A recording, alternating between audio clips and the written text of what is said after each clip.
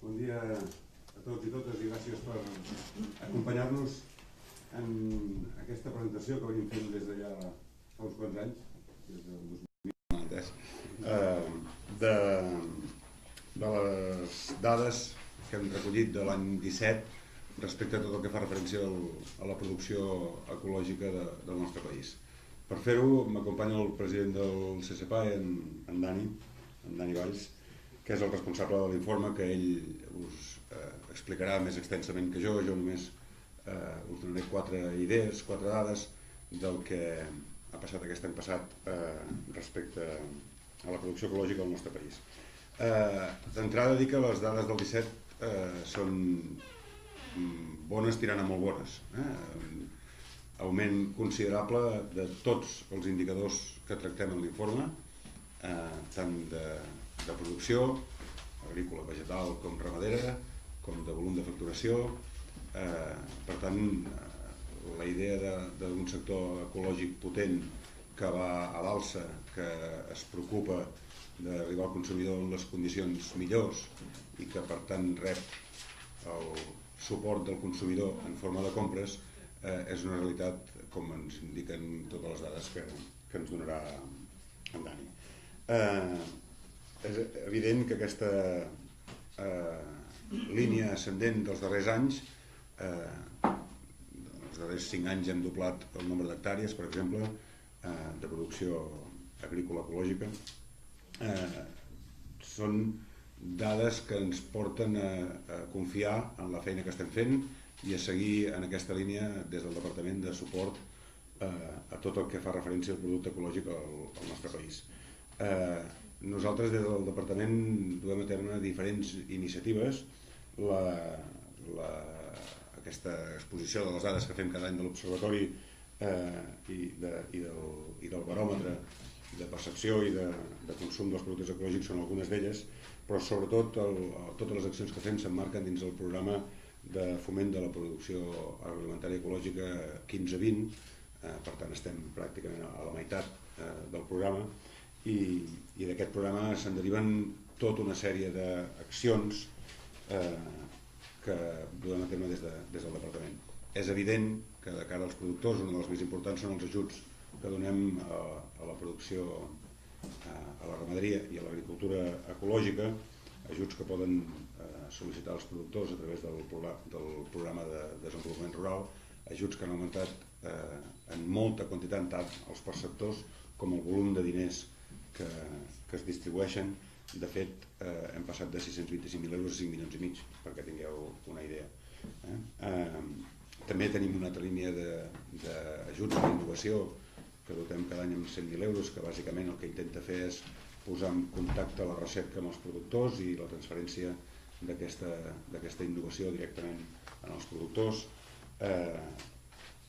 a banda d'altres accions que segur que tenen menys impacte econòmic però que tenen el mateix valor en quant a transferència de coneixement i a networking entre els productors i a voltes amb els consumidors, des del viatge tècnic anual que fem en un sector de referència. Remarcar també el grup de treball de ramaderia ecològica que hem creat aquest any passat i del qual se'n derivaran ja aquest any tota una sèrie d'accions que inclourem en el programa 15-20. Tenim ja establert un programa de dinamització territorial des de fa uns anys on tenim 19 tècnics repartits per tot el territori que el que fan és assessorar, donar un cop de mà, ajudar en els productors ecològics en allò que necessitin. En tenim 12 que són de perfil agrícola i 7 de perfil veterinari. Hem fet la segona, si no recordo malament, trobada eco-networking entre productors, com us deia, perquè comparteixin experiències i puguem tractar els problemes comuns que tenen tots plegats, la setmana bio. Bé, diferents iniciatives que duem a terme des d'aquí que jo crec que demostren la implicació del Departament en un sector que va a l'alça i que de ben segur que si tenim continuïtat seguirem apostant per ell amb diferents iniciatives, amb les quals algunes en parlàvem ara amb el president, i que han de tendir, com en la resta del sector tradicional, a fer més fort el productor ramader agrícola i que tingui més força a l'hora d'arribar als canals de distribució, que pugui diversificar més els seus consumidors, que tingui possibilitat d'accedir directament als consumidors i per tant que el marge comercial del seu esforç reverteixi bàsicament en ell. Bé, diferents idees que intentarem dur a terme tan aviat com hi hagi govern, esperem, i que sigui aviat. Dani, us deixo amb ell, que us explicarà més a profunditat de totes les dades i llavors obrirem un torn perquè podeu fer les preguntes, consultes que vulgueu. Gràcies. Sí. Bon dia a tothom, moltes gràcies per ser aquí, gràcies per la presentació al secretari general i a tots vosaltres. Us he preparat unes diapositives, no són massa, les comentarem les 4 xifres més importants i després, si necessiteu més informació, estem a la vostra disposició per ampliar qualsevol altra dada que necessiteu. Hem dividit en 9 punts, dels quals els 6 primers són dades i xifres de l'agricultura ecològica a Catalunya i les últimes 3 són, expliquem una mica el Consell, que és la tasca que fem o que hem realitzat durant el 2017. Aquest és l'històric que tenim des de l'any 95, quan el Departament va assumir les competències d'agricultura, i veieu un creixement als últims 22 anys, des d'un moment que l'agricultura ecològica tot just naixia, pràcticament no hi havia molt pocs productors i hectàrees, fins ara mateix, que el 2017 hem superat les 200.000 hectàrees d'agricultura ecològica certificades i més de 3.500 operadors. Quan parlem d'operadors estem parlant d'agricultors, empreses, distribuïdors, importadors, etc. Qualsevol punt de la cadena que treballi en producte ecològic. Si ho mirem per demarcacions o per províncies, veurem que a Barcelona és el lloc on tenim més operadors, bàsicament perquè quasi totes les empreses estan localitzades a la província de Barcelona, seguits de Lleida, Tarragona i Girona. Com veieu, totes han creixut de forma similar el darrer any i hi ha una tendència creixent tots aquests últims anys.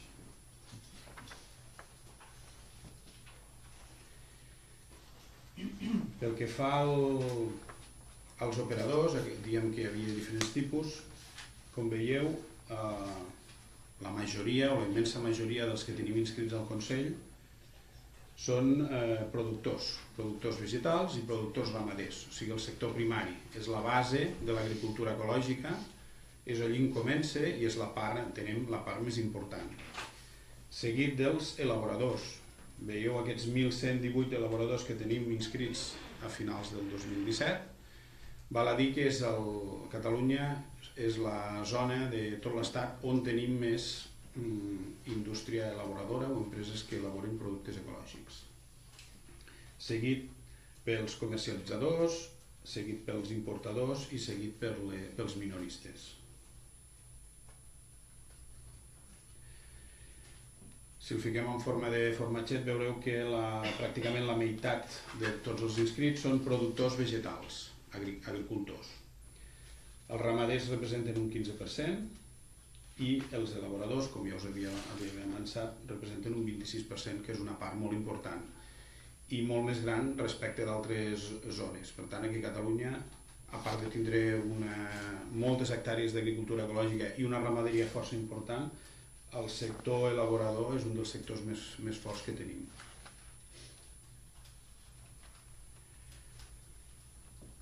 Si anem a veure les hectàrees, veureu que primer dir-vos que la majoria de les hectàrees que tenim inscrites estan dedicades a prats i pastures per a aquesta ramaderia important que tenim aquí a Catalunya, i la meitat, o més de la meitat, estan a la demarcació de Lleida, aquestes 103.940 hectàrees, amb un creixement en un sol any de pràcticament un 20%, que Déu-n'hi-do, si veu l'evolució dels últims 10 anys.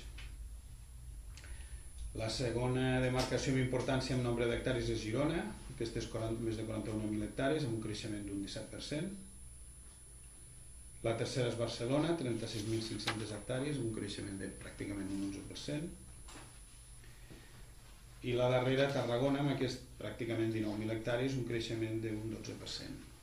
Val a dir que les tres primeres, a la zona dels Pirineus i Prepirineus, hi ha moltes hectàrees, com us he avançat, de ramaderia, en canvi Tarragona no és així. I aquestes pràcticament 19.000 hectàrees són moltíssimes de conreu, de cultiu. Si traiem aquestes hectàrees que us he comentat de prats i pastures i boscos i recol·lecció silvestre, que bàsicament es destinen a l'alimentació animal, a la pastura animal, i ens fixem només en conreu, veureu que pràcticament el 40% de les hectàrees que tenim de conreu a Catalunya són de vinya. El sector vitivinícola és el sector amb més dinamisme que tenim ara mateix a Catalunya, tant amb l'elaboració de vi com el conreu de raïm. El segon sector, com també podríem pensar lògic, és el sector de l'olivera, un conreu tradicional a casa nostra, sobretot a la zona de Lleida, veieu que representa un 22%, seguit dels cereals, adob en verd, fruits secs i fruiters. Tot i que representa només un 3% en les hectàrees, val a dir que els últims 2-3 anys està creixent amb força, tot i ser un sector molt important a casa nostra. De moment encara és un sector molt petit dins del sector ecològic, però val a dir que s'està despertant, podríem dir. Ja hem dit que la vinya és el principal cultiu a Catalunya, veureu l'evolució i veieu com a Barcelona i Tarragona estan pràcticament totes aquestes hectàrees de vinya ecològica que hem comentat. Amb dades de l'any 2015, això són dades del 2017, però amb dades del 2015, o sigui, fa 2 anys enrere, representava més del 21% de la vinya total era ecològica. Per tant, en 2 anys aquest percentatge ha crescut, encara no tenim les dades oficials, però estem parlant que un percentatge molt important de la vinya catalana ja és agricultura ecològica. El sector de l'olivera hem dit que era el segon sector d'importància, també va creixent amb força els últims anys. Ja us he avançat, a Lleida és el lloc on tenim més hectàrees, 5.144 hectàrees, i Tarragona el segon lloc amb 2.738 hectàrees. També amb dades del 2015 representava més del 6% de l'olivera, no tant proporcionalment com a la vinya, però també Déu-n'hi-do. Passem a la ramaderia. Ja hem dit que la ramaderia és un sector important a Catalunya, sobretot pel que fa a la producció de carn. Com veieu, vaquí, oví, equí i cabrum, producció de carn, representen més del 80% de totes les explotacions ramaderes que tenim a Catalunya. Per tant, és un sector molt fort, molt important, també dins de tot l'Estat. I en canvi, d'altres aspectes de la ramaderia, com podria ser l'avicultura d'ous, tot i que ha crescut molt els últims anys, la producció de llet, o la producció de carn de pollastre o de porc, encara és una ramaderia molt petita comparada amb la convencional que puguem tindre a Catalunya, però val a dir que aquests últims anys s'han fet passos perquè vagi creixent i es vagin incrementant aquestes explotacions.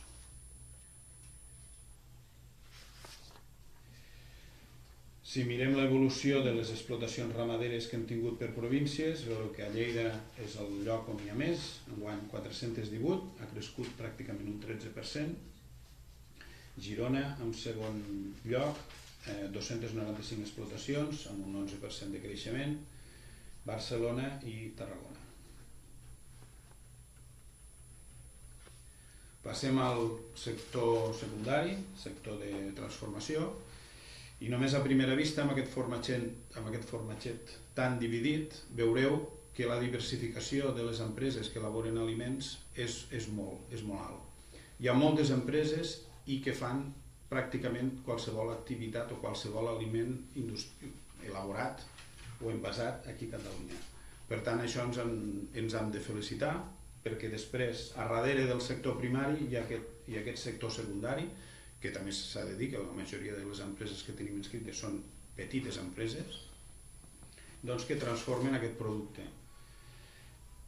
Amb importància, el primer és la comercialització i la distribució, i el segon, veieu que és l'elaboració de vins, i hem vist que el sector de la vinya era el sector més important en l'agricultura, per tant, a darrere hi ha un sector de producció de vi i caves important. El quart el sector és la fabricació d'olis i greixos, i hem vist també que les oliveres és un sector molt important. Darrere hi ha aquests molins d'oli que transformen aquestes olives, i així podríem anar seguint com han basat en la producció hortofrutícola, escorxadors i sales d'especejament, elaboració de productes càrnics, panificació i pastisseria. Veieu que pràcticament tots els sectors estan representats aquí a Catalunya.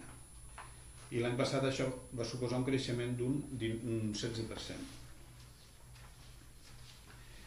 Com havíem avançat al començament, la major part de les empreses que elaboren aliments ecològics estan localitzades a la província de Barcelona, un creixement d'un 13,65%, i seguits per Tarragona, Lleida i Girona.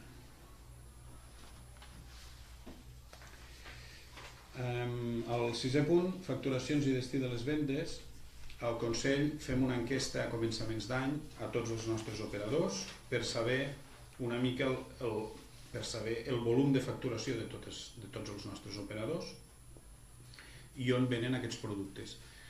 No és el valor del producte al mercat, sinó que és molt menys, és el valor de la facturació de les empreses en brut, i per tant el valor final, quan arriba el consumidor, aquest volum en diners és molt més alt. Però sí que ens dona una idea de com evoluciona el sector a Catalunya. I veieu, doncs, les darreres dades són del 2016, no són del 2017. El 2016 vam arribar amb aquests 483 milions d'euros, que va suposar en un sol any créixer un 20,59%, que és un creixement molt important. Si us hi fixeu, els darrers anys, aquests creixements han sigut molt més alt que el creixement d'operadors o que el creixement d'hectàrees. Per tant, això ens indica que a part dels nous que arriben, els que ja hi són també creixen. Per tant, és un molt bon indicador. I els tres sectors amb importància econòmicament, doncs ja ho veu, comercialització i distribució, ha crescut en un sol any un 33%, el sector vitivinícola, que ho hem comentat, ha crescut un 20%, i el tercer sector, tot i que en hectàrees hem comentat que no era tan important, era el sector de la fruita i de la transformació hortofrutícola, amb aquest creixement de pràcticament un 8%.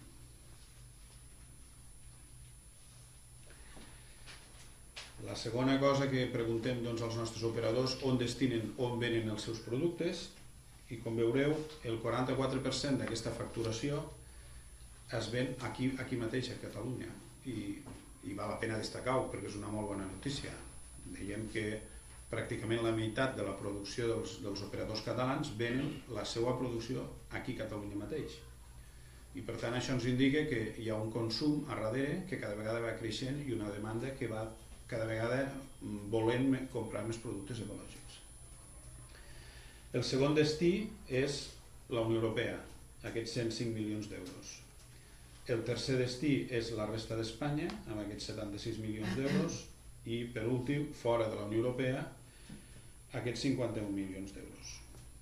Per tant, també veiem que és un sector que exporta. I valdria la pena dir també que depèn moltíssim del sector del que estem parlant. Per exemple, el sector del vi, ja hem vist que és el sector més important, exporta molt més perquè tenim una producció molt alta, o el sector de l'oli, en canvi d'altres sectors dediquen molt més la venda aquí mateix a Catalunya. Aquí hi ha la comparació 2015-2016, que pràcticament els percentatges s'han mantingut. I ara us voldria comentar 4 cosetes del que fem al Consell i la feina que fem. El Consell, com ja sabeu, és una corporació de dret públic, una empresa pública de Catalunya que es dedica a la certificació dels productes ecològics a casa nostra. Aquí veu els expedients tant d'inscripció com d'ampliació com de seguiment en els últims 10 anys. Evidentment, si tenim més inscrits i més operadors, el volum de feina s'incrementa, per tant veieu que cada cop tenim més expedients de seguiment, que seria, el Consell fa una inspecció obligatòria anual com a mínim a tots els nostres inscrits, per tant això ens obliga a fer més inspeccions cada any, com és lògic. També una part de la inspecció és realitzar analítiques sobre producte o sobre sòl, i aquí tenim un resum dels resultats de totes les analítiques fetes. El 2017 es van fer 509 mostres, de les quals només, repeteixo, només un 4,5% van sortir positives. Per tant, això ens demostra que el sector fa, o ens ajuda a demostrar que les coses es fan bé. I val a dir que moltes d'aquests positius moltes vegades no són culpa de l'operador, sinó que a vegades són a causa dels veïns, podríem dir, sobretot en l'agricultura. Això és la planificació pel 2018 per comarques, amb el nombre d'inspeccions que es preveuen realitzar enguany. Veureu amb la fletxeta groga que s'incrementen, amb la fletxeta vermella que es disminueixen. Com veureu, a pràcticament totes les comarques s'incrementen el nombre d'inspeccions. I les comarques amb més inscrits, més agricultors, més ramaders, més empreses, les veieu amb aquest verd més fort. En primer lloc teniu l'Alt Penedès, on es preveuen 390 inspeccions. En segon lloc el Segrià, amb 228, i en tercer lloc les Garrigues, amb 198. Recordeu, vinya i olivera, els dos sectors amb importància, doncs són pràcticament aquestes tres comarques, entre d'altres, evidentment. Aquí baix teniu que al Consell actualment treballem 47 persones i de les quals 23 persones són tècnics inspectors repartits pel territori que es dediquen a fer aquesta tasca d'inspeccions. L'activitat de certificació del Consell, veieu, com és lògic, que tant els productes autoritzats com els certificats emesos van creixent any rere any perquè el sector va creixent. I perquè us feu una idea, només el 2017 es van autoritzar 12.533 productes nous. Tots els productes nous que surten al mercat a Catalunya han de tenir una prèvia autorització per part del Consell. En un sol any, més de 12.000 productes.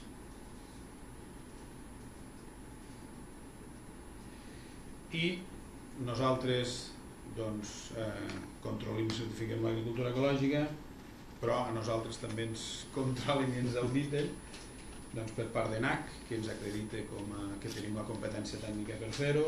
Estem també dins del Pla Nacional de Control Oficial i també rebem auditories pel nostre sistema econòmic i financer.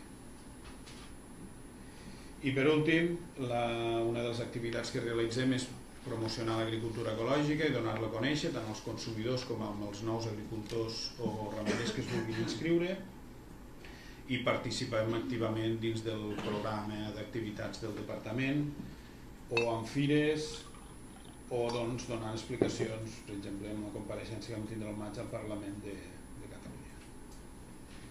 I fins aquí la presentació. Si teniu qualsevol pregunta, estem a la vostra disposició.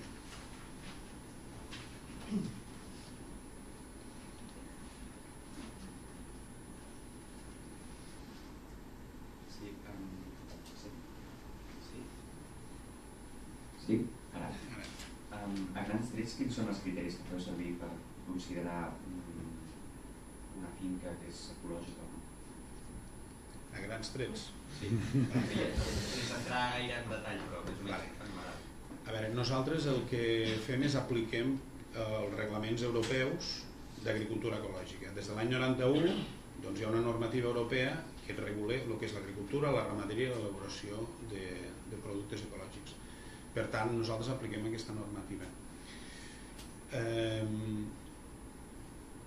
A grans trets, un agricultor, quan es vol, si parlem de finques, un agricultor quan el primer que ha de fer és inscriure's al Consell, ha de passar un període de transició entre 2 i 3 anys, segons el cultiu que té, i rep la visita, com a mínim, com he dit, anual d'un tècnic inspector que verifica que aquella finca s'aplica.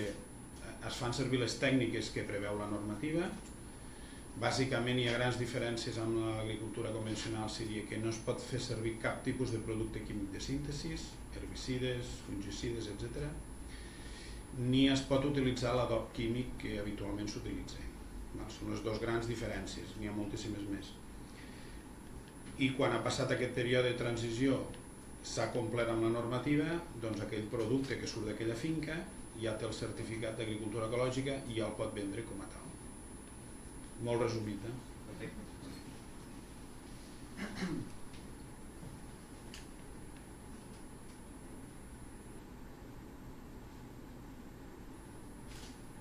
Bon dia. Dels 5% que has dit que de mostra positiva, imagino que és contaminació amb pesticida. Sí, de què es tracta? És bona notícia. Heu vist que ha anat baixant o com és la tendència? Sí, això era. Sí, com has vist al quadre resum, la majoria de les mostres fem un multiresidus, que bàsicament detectes pesticides amb el producte o amb la planta, sobretot. La tendència no és que disminueix, perquè com que cada vegada també tenim més agricultors i més hectàrees, ja heu comentat abans una mica a la presentació que la majoria de vegades la problemàtica de la contaminació ve per contaminació veïnal. O sigui, aquesta convivència d'agricultura convencional amb agricultura ecològica, segons quins veïns tens o quin cultiu té el veí, pot ser problemàtic. Sí que ens hem adonat que la majoria de vegades aquesta és la causa, tot i que també hi ha altres causes, no? Que pot ser per la contaminació ambiental, pot vindre o per l'aigua o per un ús d'algun producte autoritzat en agricultura ecològica que pot haver estat contaminat. Nosaltres, en principi, en general estem contents perquè de 500 i més de 500 mostres, només un 4,5% surten positives, vol dir que el sector treballa bé i ho fa bé. Evidentment estaríem més contents si n'hi hagués menys, no?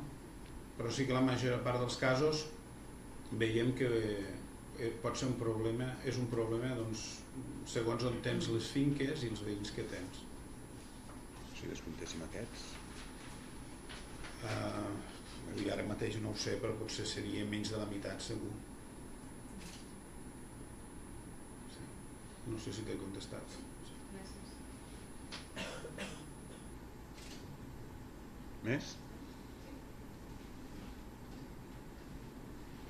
Per l'any vinent teniu, bueno, per aquest pel 2017 teniu expectatives de que continuï creixent les dades que heu mostrat i si aquest creixement està relacionat amb el canvi d'alimentació de la població.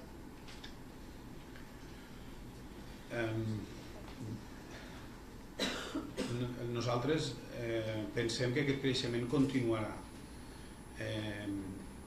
bàsicament perquè el consum està creixent, no només aquí a Catalunya, no només aquí a Espanya, sinó a tota Europa i podríem parlar de tot el món. Les tendències a pràcticament tot arreu creix amb nombre d'hectàrees, amb nombre de ramaders, amb nombre d'empreses, perquè al darrere hi ha una demanda dels consumidors que volen comprar més productes ecològics. Ara ja no podem parlar d'un mercat molt petit o residual, perquè ara ja estem parlant d'uns percentatges, tot i que encara són petits, doncs ja són força importants. Dins del mercat alimentari ja s'han introduït moltíssimes empreses, podríem parlar de moltes cadenes de supermercats, inclús empreses d'alimentació grans doncs ja s'han introduït en el sector, amb els canvis que això comporta, però ja és diguem que els consumidors ja poden trobar productes ecològics a la majoria dels llocs on van a comprar i per tant esperem que aquesta demanda continuï creixent. I per una altra banda, a Catalunya, on és un país de petits agricultors i petits ramaders en general, doncs és una sortida molt bona o una oportunitat molt bona per poder continuar tirant endavant les seves explotacions, perquè ja sabeu una mica com està el sector agrari, que és molt difícil tirar endavant.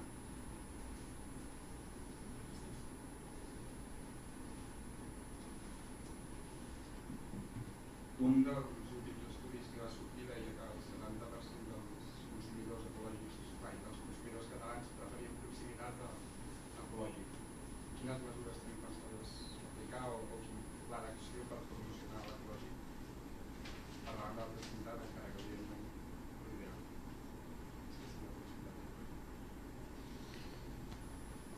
És que jo no sé si són... Perdó, és que jo no sé si són incompatibles. Preferir el de proximitat davant l'ecològic, potser podem oferir de proximitat i ecològic. Llavors la idea és que nosaltres hem de ser capaços de que els nostres ciutadans prefereixin productes d'aquí i que en la mesura que anem conscienciant més a la nostra societat els preferiran més ecològics que convencionals.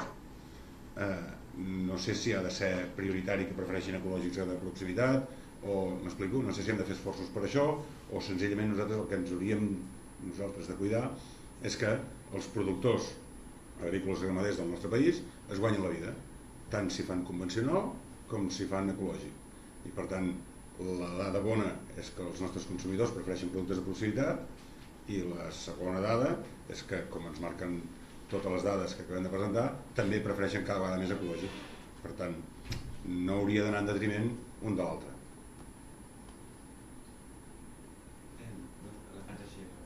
La dada concreta de tant per cent d'agricultura ecològica sobre el total la tenim? L'únic és amb volum de mercat, no? Producte final, vols dir? Sí, i en producció. En hectàrees, en producció, en euros, en nombre de productors... En hectàrees, per exemple. Ho dic perquè a les... Sí, que sí. En nombre d'hectàrees, a l'entorn del 7%. En volum de mercat, l'únic estudi, i no és a nivell de Catalunya, sinó que és a nivell d'Espanya que hi ha, és del 2017, que està parlant d'uns 2.000 milions d'euros, que això ve a representar encara no un 2% del mercat. Podríem parlar d'un 2%. Jo m'atreveria a dir que aquí a Catalunya estem per sobre, però no sabria dir quan, però estem per sobre perquè és la zona on hi ha més consum de productes ecològics. Però també vull dir que si ens comparem amb els nostres veïns francesos, que tenim aquí al costat, doncs a França estan entre el 4 i el 5%, per tant encara ens queda un camí llarg. I si ens volem assemblar amb els millors, que són els danesos, estan al 10%.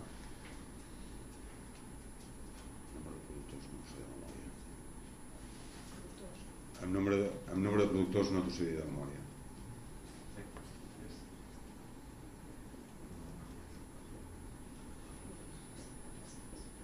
Gràcies, bon dia. Pel que fa a la diversitat de cultius que n'has parlat, Dani, és clar, pel que heu dit, que a la vinya és el que hi ha un percentatge més gran d'ecològic versus el total, no? Quins són els criteris o motivacions que fan que alguns cultius realment hi hagi hagut molta més conversió ecològic que d'altres? Que heu presentat, no hi ha les dades d'Horta, perquè és petit, què ho fa? Quins criteris són i si aquí, des del departament, des del CCPAE, teniu alguna política o podeu una mica incentivar aquells que potser evolucionen menys? Gràcies. Sí, mira, els criteris són variats una mica segons el sector. Per exemple, al sector vitivinícola sí que ens hem trobat que les bodegues que elaboren vi ja fa anys que han vist que aquell vi sigui ecològic és un plus, un extra, un valor afegit, i moltes s'hi han tirat de cap, i això ha estirat a tots els seus proveïdors de raïm a que les finques les converteixen en ecològic. També ha passat una mica amb el sector de l'oli, no? Els molins d'oli volen treure un oli ecològic que li doni un plus, segurament els seus clients li han demanat a veure si tenen oli ecològic i això ha estirat als seus proveïdors. També és veritat que són, per exemple, el sector de la fruita, comentaves el de l'horta, la conversió en ecològic és més complicat, tècnicament estic parlant, i després potser fins més tard no hi ha hagut aquesta demanda per part del consumidor. Ara mateix hi ha una demanda molt important el que és en fruita i en verdura. Tots aquells sectors que hem vist que els costa més de desenvolupar i juntament amb el departament han fet accions. Per exemple, van fer un simpòsium de fruticultura ecològica fa un parell d'anys, per animar i per informar a nivell tècnic, sobretot amb tots aquells agricultors que volguessin fer el pas i que es trobaven amb dificultats, no? El sector ramader làctic ja he comentat, per exemple, també que és un dels sectors que costa més i que ara mateix hi ha poquíssimes explotacions. Doncs s'està treballant, com ha dit el secretari abans, amb un programa de tècnics per poder ajudar a que aquestes explotacions que vulguin fer el pas el puguin fer més fàcilment i molt ben assessorats. Per tant, tots aquests sectors que veiem que costa, perquè tècnicament, sobretot, els hi costa fer el pas, doncs intentem donar el màxim de suport, el màxim d'informació i d'ajuda perquè sigui fàcil, perquè en molts sectors aquest pas no és senzill ni molt menys, suposa un canvi a nivell de treball i a nivell de l'explotació gran.